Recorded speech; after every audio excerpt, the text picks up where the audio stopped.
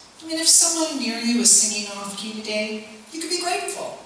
Your hearing is functioning. Your hearing still works. You can add it on the grateful list. There's one more on it.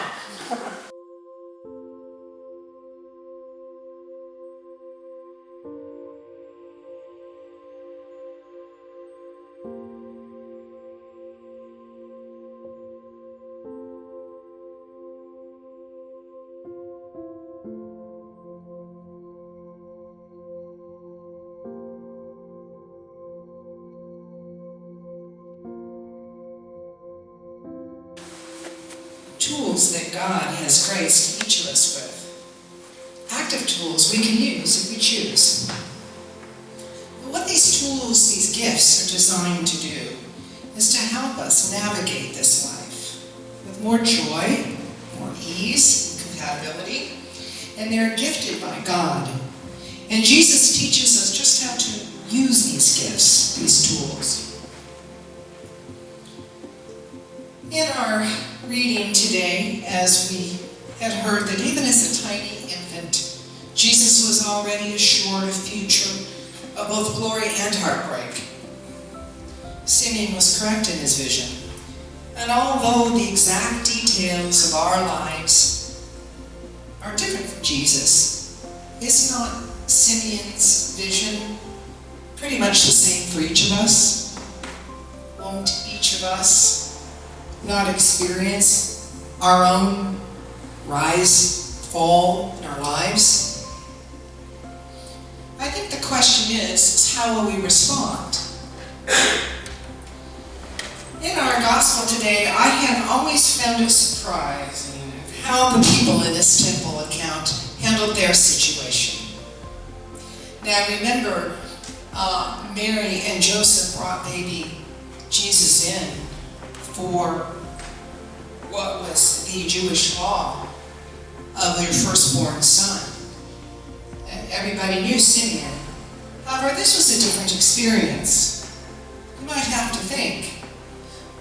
First of all, it's mentioned Simeon, who you would think, a man who waited his entire life to lay eyes on the Holy One, would be a little disturbed by visions of destruction to this tiny, beautiful baby. But he's not. Instead, he's filled with gratefulness and praise. Well, then Simeon lays this amazing blessing on the baby Jesus. And he leans into Mary, and in the same breath, he's, by the way, destruction and heartbreak to you and yours. Yet, Mary and Joseph, they exhibit gratefulness and faith. How might you respond if you were Mary? I've thought about this, and it was me.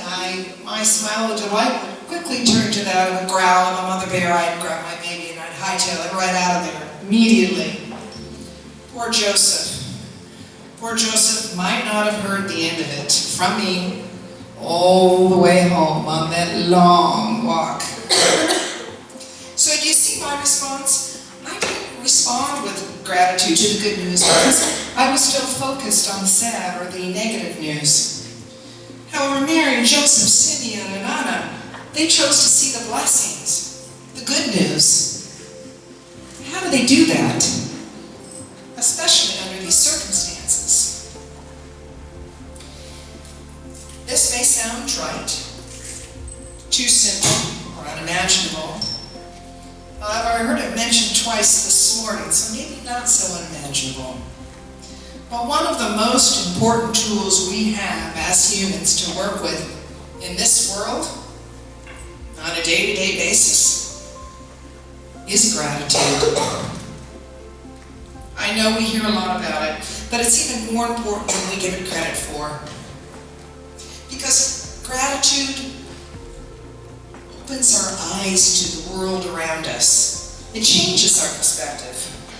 Gratitude affirms our faith. It lifts and strengthens us through difficult times. Gratitude grounds us, it grounds our egos.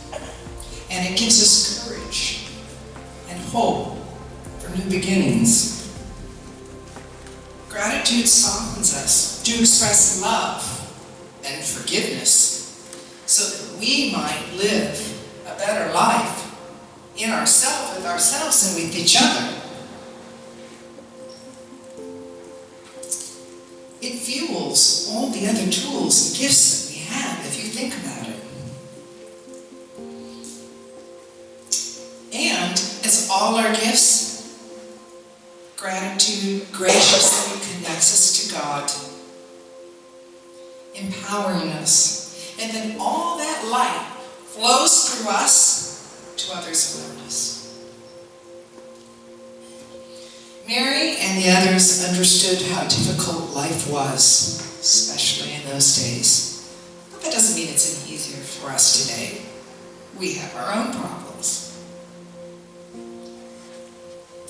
But what they did is they practiced principles given to us by God in order to get through our daily lives, the lows and the highs. I'll share one way with you to help that grateful tool to get working. It's an excellent exercise. And it's called the Grateful List. You may have heard of it. Anyone may have heard of it? What you do is you write down everything that you're grateful for, that you can find that you were grateful for, and you add to that list. And you keep adding to it. And you have it available to view anywhere at any time. And this is especially important during difficult situations. And it's not about the obvious things in our lives, but it's about all the small details that we miss too. Even the silly blessings count. I mean, if someone near you is singing off key today, you can be grateful. Your hearing is functioning. Your hearing still works. You can add it on the grateful list. There's one more on it.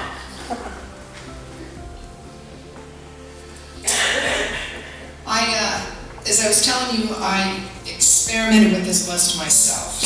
I could spend 10 minutes just reading one day's list alone, but to sum it up, I ended up finding blessings everywhere.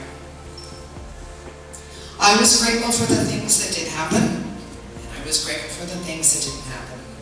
I was grateful for the small things, I was grateful for the tall things. I couldn't keep writing this stuff down fast enough throughout the day. I had it on my notepad, it ended up on napkins, scraps of paper at the back of my hand. It really does happen that fast, that many blessings in a day's period. There are so many blessings in our lives if we can be present enough to them. So I am learning to develop a better sense of being present in the moment. And awareness, all the blessings around me as I move throughout my day. It's been an excellent training. And like anything with practice, you keep getting better at this. Your perspective begins to change. You feel better, stronger, and you're able to rise above problems with greater ease and peace. You become more fluid with life, joyful, helpful. Now, when I'm in alone time, it's a little easier for me to see all the blessings around me, to help keep me lifted, keep me going. Here's a catchy phrase for you. Gratitude is an attitude. Gratitude is an attitude. Why? Because when we deliberately take a mental account of all the blessings, we feel grateful. We physically change ourselves, chemically inside, like laughing does. We begin to move through life with more joy and less defeat. It's the end of another year. And you know, I always like to take this time, take a very, very deep breath. Be grateful for the challenges that you've personally overcome with God's help throughout this year. The joy you're able to maintain and share. The wisdom and the strength that you've built. You need to give yourself credit for these beautiful achievements. It is a difficult thing for us to do day in and day out. But with God's help and Jesus' love, we are capable. We do move forward. We can heal. We feel we can become better people to ourselves and each other. Tell you what we can be grateful for. The reason why I love standing up here this time of year. For a man I base my life on and how I live and breathe and handle every situation in my life. We can be grateful for the gift of Jesus and his presence with us on this earth. Even in the gratefulness and glory of Jesus' birth, there's heartbreak and hard times. Yet he walked his talk. He showed us that we could too. We could do it. Jesus taught us that we are all loved, no matter who we are, where we come from, no matter our circumstances. We're all equal in God's eyes and in love. Jesus' teaching, he showed us that. It still does today. I don't know, God has graced us with all these special gifts. And Jesus teaches us how to embrace to use those gifts. And the only appropriate response I can think of is gratefulness.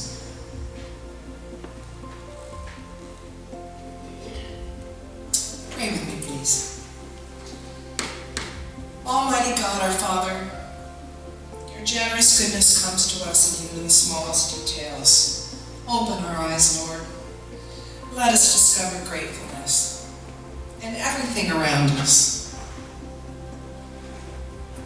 May we extend that gratitude to others, to serve in your name, love and obedience, through your loving Son, Jesus Christ, our great teacher, our loving Savior.